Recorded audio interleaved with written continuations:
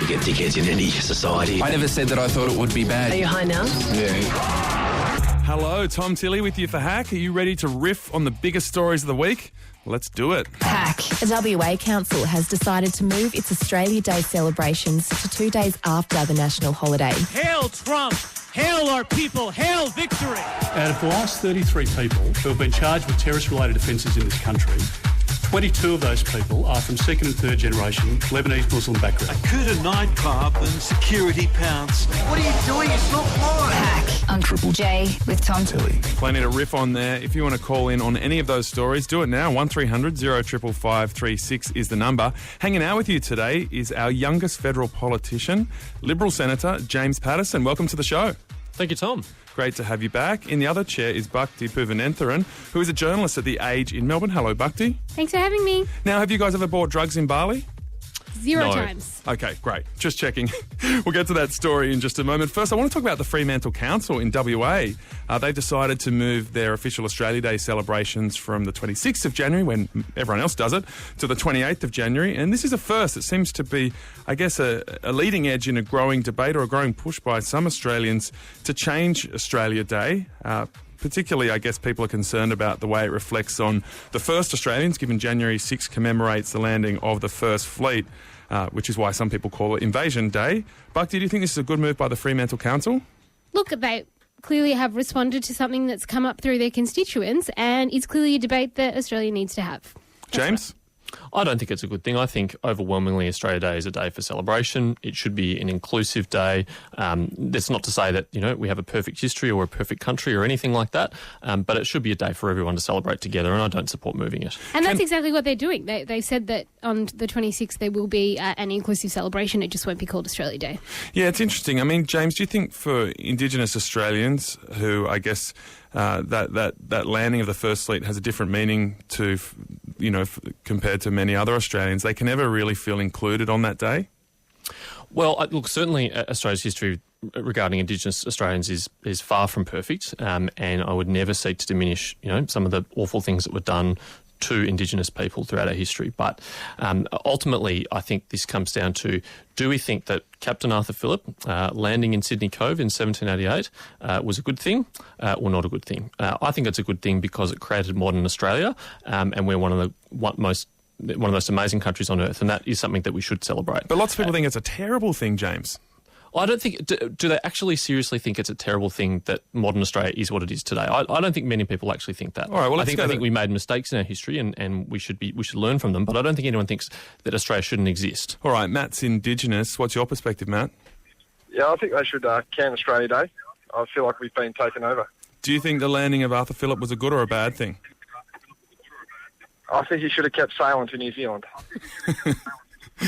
So there you go, James. You've got a young Indigenous person saying it was a bad thing. Do you really think lots of Indigenous people are actually celebrating that?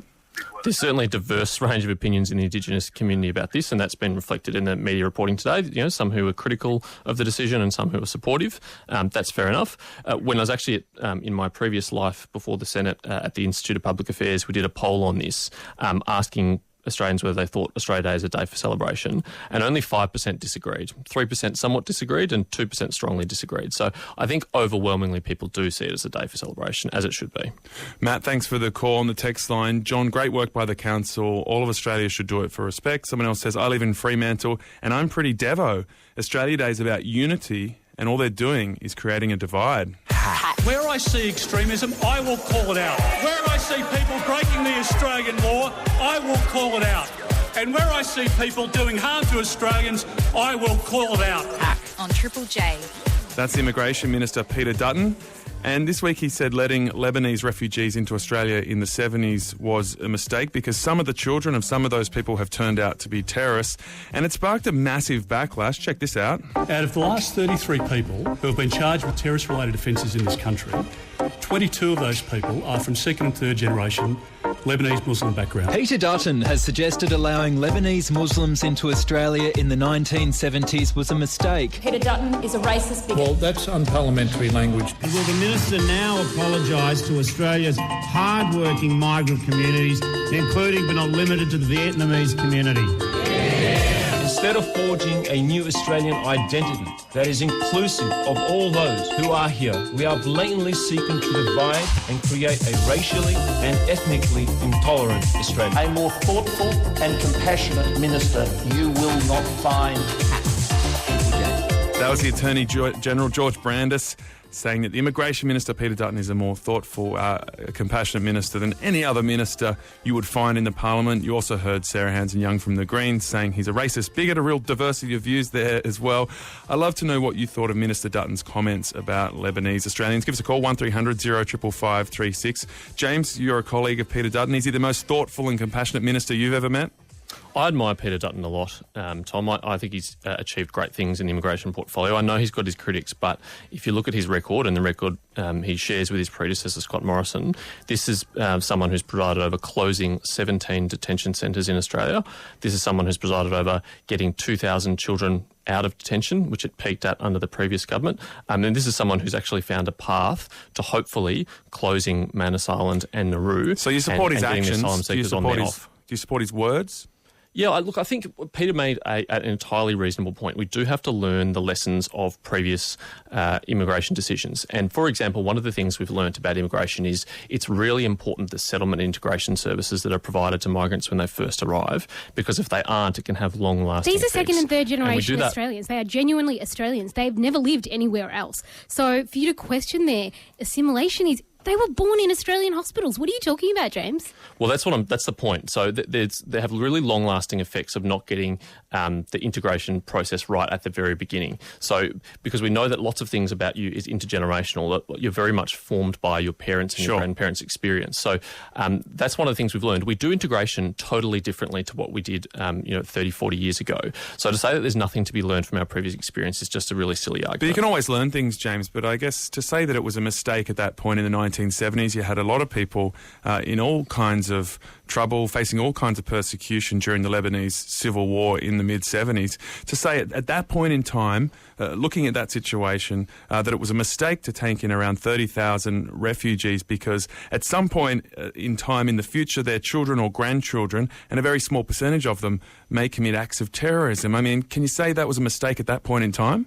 No, actually, there's an important point to pick up there, Tom. Not all the people who were admitted were refugees, and that's one of the things that has been reflected on over many years. So we didn't have the criteria back then that we do now, and it wasn't as rigorously applied as it is now. So, I mean, I think there is nothing wrong with having an adult, mature, sober conversation about this. I mean, there was a very funny comment made by Nick McKim, who's a Greens senator this week. He said, undoubtedly the advice he's got is accurate, but just because something is fact doesn't mean it's reasonable or productive to talk about it. Yeah. Well, I think it is reasonable and productive to talk about facts. Hey, can I give you some more facts, James? Please. So, none of the people that he was talking about were radicalised in Australia, and none of the crimes they committed happened in Australia. So, for me, why is the minister focusing on these people? Why was he forced to come out later and admit that actually most of this population are hardworking, genuine, tax-paying, paying your wage? And for me, what it comes down to is this is a government that's struggling in a lot of ways.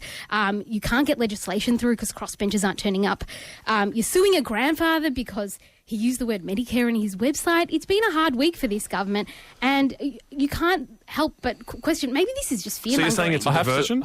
I have to disagree on that, Bhakti. We had a great week this week. We passed two major pieces of legislation, one of which was one of the reasons we went to a double dissolution election. That's the Registered Organisations Commission. Sure. We also passed superannuation reforms, far-reaching superannuation reforms. So we're actually getting a lot through. A lot is happening. We don't engage in diversionary tactics. I know that there is conspiracy theories out there about this, but it's just not true. It's not what was intended by this. He was responding to a question. He answered it honestly, and there's been a discussion about it. Okay. Let's go to Yaz in Sydney. Yaz, you're a Lebanese Australian. Your dad actually came out in the 70s. How do you feel about what Peter Dutton's had to say? I think his comments were completely disgusting and they were so offensive, and really from a parliamentary leader, really uneducated. Okay, how did it make you feel? Well, my dad has worked so hard to build something for our family, and they weren't able to get a proper education back in Lebanon because of the civil war. So when they came here, they pushed for us to get an education so that we can have something that they weren't able to get. And so for him to just assume or just put us all in the same pool just because of 22 Australians is just really low, I feel. James, I mean, politically speaking, what is the point of pissing off the huge majority of Lebanese people when you're talking about such a small percentage that have caused problems? Well, I don't think he was seeking to do that, but I think... But he would have known that's, a distinct possibility given the comments that he made, surely. He's a clever guy. Tom, the government's first duty is to protect Australians. There's nothing more important than that, and we should be honest and use evidence-based policy in forming our decisions. It is concerning that Lebanese Muslim Australians are so overrepresented among those who have been arrested for terrorism offences. All right, I want to take that point to you, Yaz. I mean, how do you feel about that truism that Lebanese people are overrepresented amongst our terrorists? I think there is a minority of Lebanese people that make a lot of noise, and they get a lot of attention in the media. And so all of a sudden, it just seems like all Lebanese people are like that, when really we look at them as well and we think, oh, can they stop shaming us and things like that, But, I mean, I get when... some people say, "Oh, let's not let refugees in because, they could be terrorists or things like that." But I lost my train of thought because that's all they see in the media.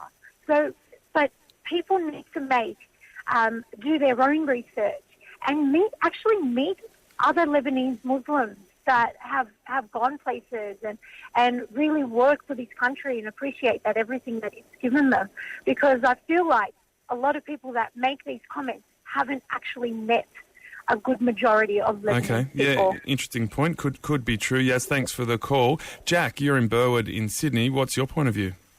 I was just obviously agreeing that Peter Dutton, that the statement that he came out was factually correct, but the major issue is, what's the outcome of a statement like that? What's he actually trying to achieve in terms of, identifying what the causation of terrorism is? Is he trying to say that Lebanese people, being Lebanese or from Lebanon originally, that you're at an increased risk of being a terrorist? And I would suggest that it's not a racial issue so much as a social issue. Obviously Lebanese people in the New South Wales area have been fairly marginalised. You don't have to go back too far to look at the Cronulla riots and how that would have made that community feel. And for them to, feel marginalised in Australia and therefore want to lash out, not a good thing, but you can see where that train of thought is coming from. And I think that statements like this feed into that same narrative. But a lot of other people would say, Jack, that there had been a lot of young Lebanese people who had also caused problems in Cronulla. There'd been violence, and even though the backlash was, way over the top, that there were problems within the Lebanese community as well. And that's what they were addressing at that point, however badly they went about it. I get where you're coming from, and I can see... I guess it's about addressing questions on both sides of the fence here. Yeah, look, there's definitely issues that need to be addressed. I'm just very unsure how a statement like this is supposed to be addressing that particular issue. Yeah, interesting point. I mean, James, how could a statement like that be helpful? Well, Tom, I don't think it's reasonable to argue that the Cronulla riots caused young Australians to go and fight in Syria in a foreign conflict. I think there's probably other factors at play there. So I think we should be very careful in providing any kind of rationalisation for people who make these decisions. Sure. They are responsible for the decisions that they make, and they need to be held responsible for them. And so are the people that rioted at Cronulla. Well, and so are our politicians, James, for what they say and the impact of those statements. So I go back to my original question. How could Peter Dutton's comments have had a positive impact? How could he have foreseen a positive reaction?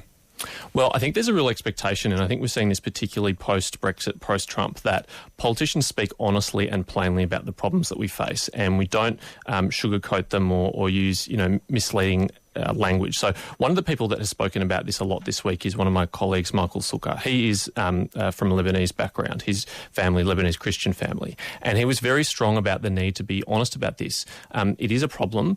We should talk about it. We don't need to blame people unfairly, and we certainly shouldn't collectively blame people just because they happen to share a faith background or ethnic background with people who've committed, terrorist acts. But we shouldn't pretend that there isn't an issue here either. Yeah, okay, on the text line, why argue with facts? If Peter Dutton had said anything about another race, they would be the ones offended. Let's face the facts. Australians are starting to make some moves. Not sure what that listener's getting at there. Someone else says, issue in Bankstown, Western Sydney, my dad's Lebanese and helped build the railways all over New South Wales. How about questioning the wars we have started, which radicalise these youths, not their ancestors? Someone else, Alyssa in Canberra, says, men are overrepresented as terrorists too. Let's not allow the immigration of men. Triple J. You are listening to Hack. It's a Friday shake-up where we throw down the big stories of the week and you have your say. I'm Tom Tilley, and hanging out with you today is Liberal Senator James Paterson, and we also have Bhakti from The Age. Great to have you both along for the ride on this Friday afternoon as we talk, just cruisy Friday afternoon topics like racism, immigration, Australia Day. We're about to talk about the alt-right as well, which is another light, breezy topic. Just before the US election, we actually spoke to a leading voice in the alt-right in the US. His name is Richard Spencer. And he said some things that we hadn't heard on the radio before. He said that equality is nonsense. He said that fairness is for losers. He also said that what he cares about is greatness, beauty and achievement. And also that white men are the best humans. White men, we change the world. Wow, so hang on a minute. So white men are the best human beings? If you look at scientific discoveries, if you look at works of art, if you look at great novels, if you look at great poetry, I could go on and on. Yes, that is something that white men have given to the world. All right, now at that point, Trump had not won the election and was not expected to win the election. And now that he has won, members of the alt-right are definitely emboldened, and it's really interesting to see how they're reacting to that win. And some very interesting video footage emerged over the weekend where Richard Spencer used the word hail a lot and continued speaking while lots of people in the audience did the Hail Hitler gesture with their arm. Hail Trump! Hail our people! Hail victory!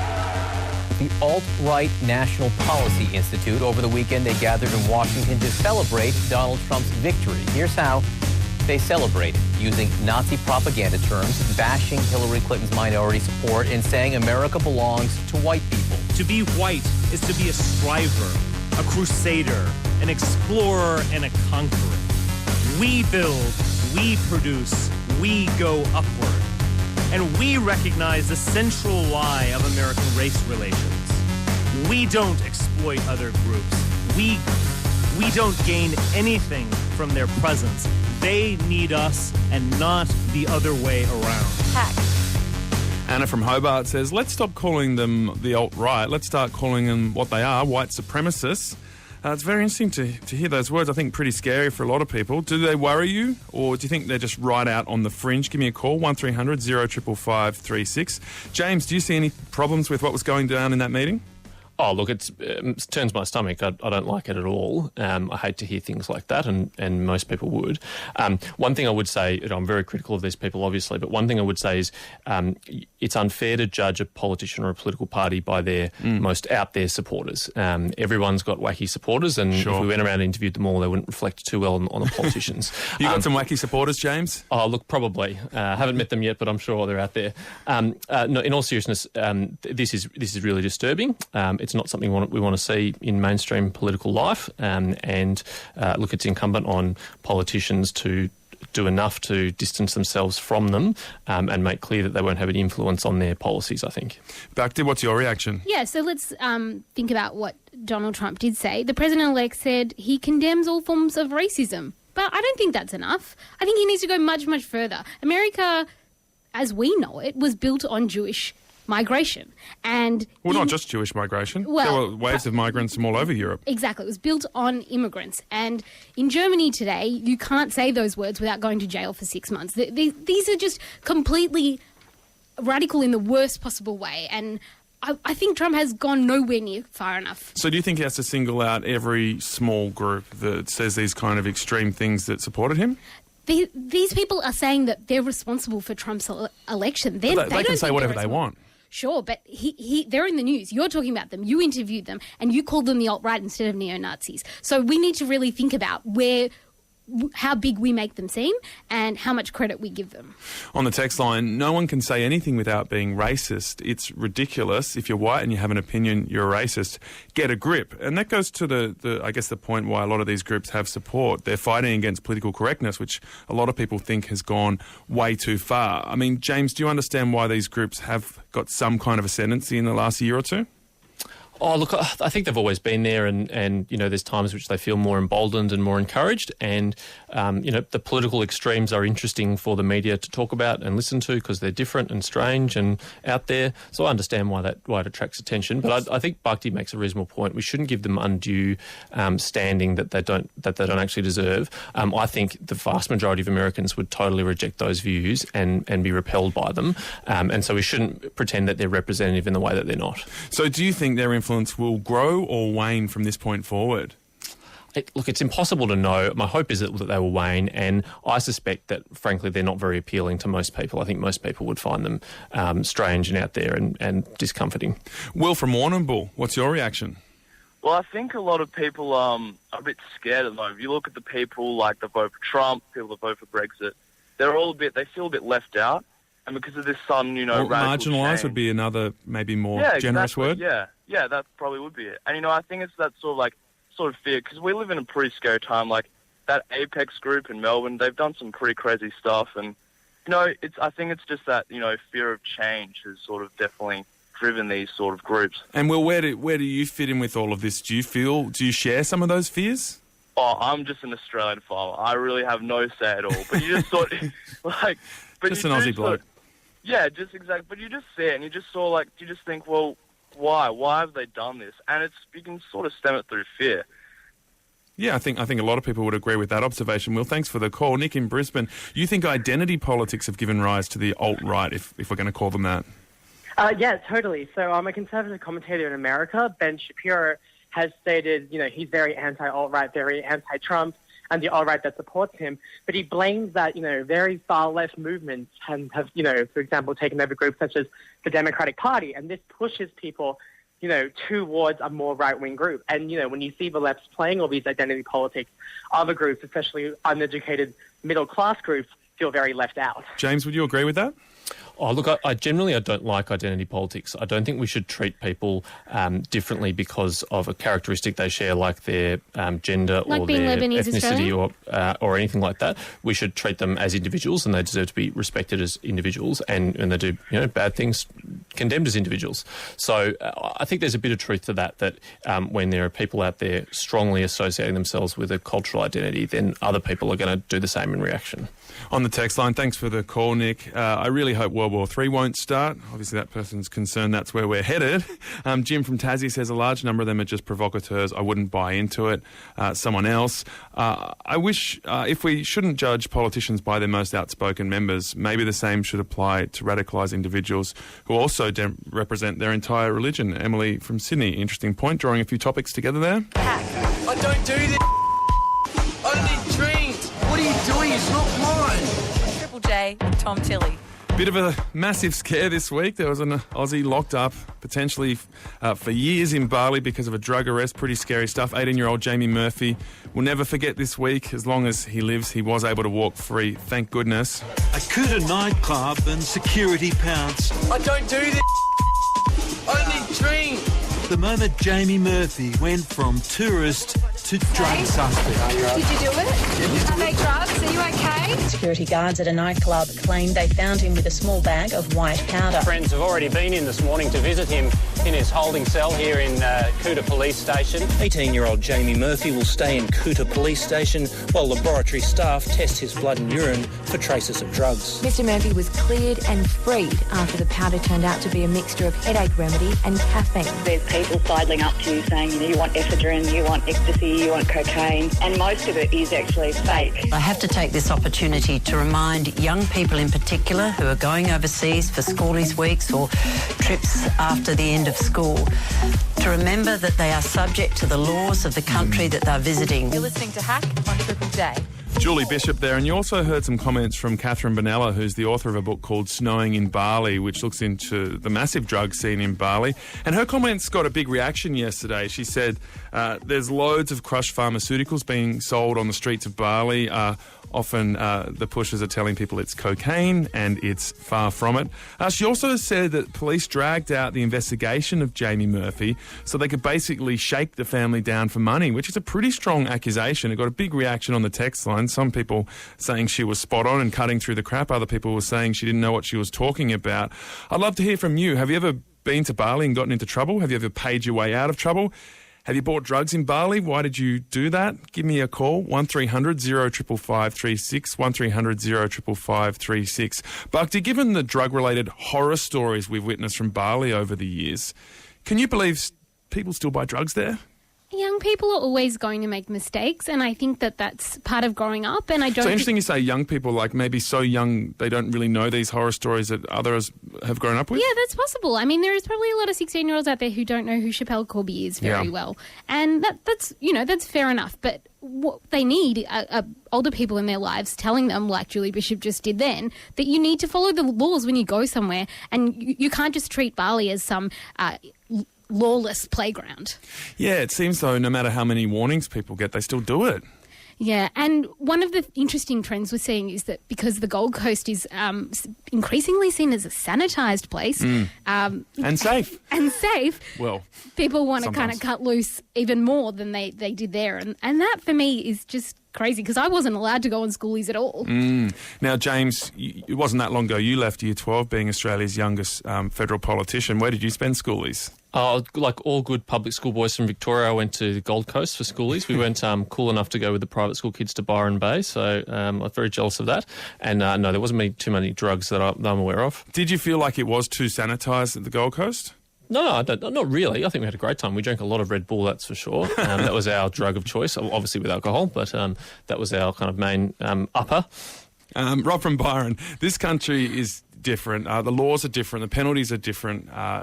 It takes a bit of time to get educated, and please respect these people. Someone else says, Aussies have been doing drugs in Bali for years. Do you think that's ever going to change? And what do you make of this accusation about the police, Bhakti, that there's this sort of, I guess, conspiracy between police and security guards and lawyers to try and shake down Aussies for money when they get into trouble in Bali? I mean, do you buy that? I have no inside knowledge. I'm sorry, Tom. I can't make an informed comment about that. But what I will say is just don't get in those situations in the first place. I know it sounds... But how? I mean, how do we get the message across about the consequences of doing this kind of stuff in Bali, how to deal with these situations, how to talk your mates down from doing this kind of stuff? These are Year 12s. They have guardians or parents. That's the way.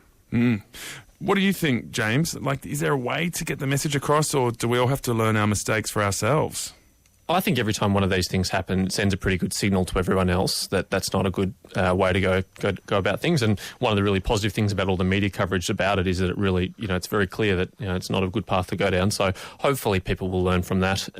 But Bhakti's right, and we expect people who come here to respect our laws and abide by them, and we have to do the same when we go overseas. And if we don't, then we are going to be held responsible for our own decisions. Yeah, and I guess, in the sober, cold, hard light of day, that makes sense to a lot of people. They get maybe 1 or 2 drinks under their belt and suddenly their judgment starts to change. And I guess that's where it gets really tricky, when a bit of alcohol's involved, other decision-making that might be, quite obvious in the cold hard light of day suddenly becomes a bit blurrier. Yeah, well, when I was talking about parents, I think one of the interesting things is these trips aren't cheap, and unless you've had a part-time job that's paying for them, which some people might be doing, other parents are funding these trips, and that could be an interesting way for parents to negotiate. Yeah, on the text line, how about stop doing drugs? It's not rocket science.